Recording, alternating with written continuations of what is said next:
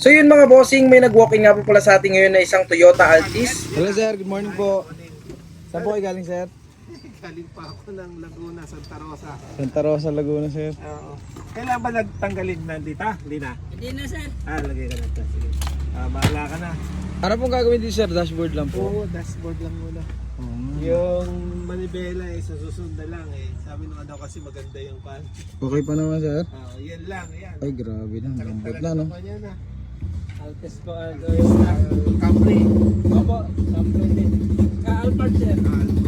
At dinayo pa nga po pala tayo ni bossing nang galing pa po siya ng Laguna para lang ipagawa or pagandahin itong kanyang dashboard na sobrang nag-melt. Hindi po kasi talaga natin maiwasan sa mga ganitong dashboard na mag-melt dahil sa sobrang init ng panahon ngayon. Ganito po talaga nangyayari sa ating mga dashboard. Kadalasan pong nangyayari ang ganito pong pag-melt na dashboard sa mga sasakyan tulad na lamang ng Pajero, Prado, Camry, Alphard, Lexus, Tucson, Santa Fe at itong Altis.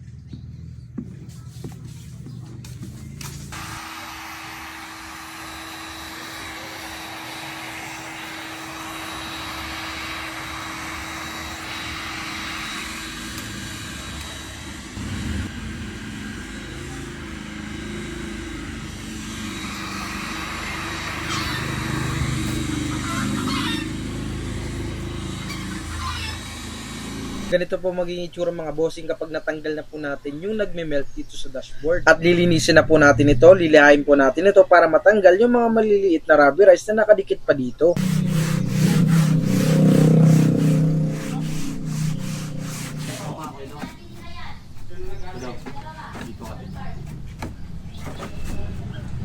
Dito nga mga boss, nabalutan na nga po pala natin ito ng leather at tinatakan na nga rin po pala natin ito ng SRS airbag para back to original look pa rin ang dashboard na to. Kaya para sa mga bossing natin dyan na may mga problema sa kanilang mga dashboard, pwede po kayong magpa-home service at pwede rin po kayong mag-walk-in tulad po ng ginawa ng ating bossing ngayon. Kapag alam nyo nagsisimula ng mag-melt ang inyong dashboard, mas maganda kung ipapagawa nyo po agad dyan para po hindi na lumala ang maging problema ng dashboard nyo.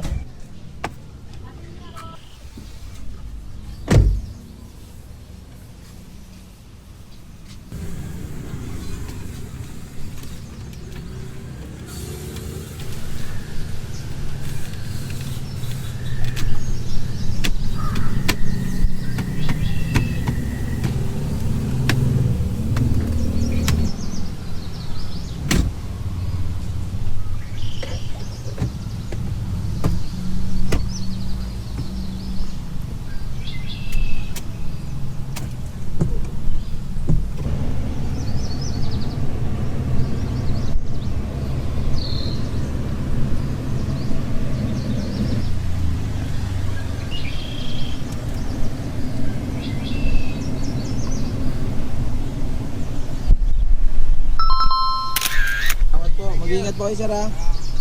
Sa ulitin. Sige sir, salamat po.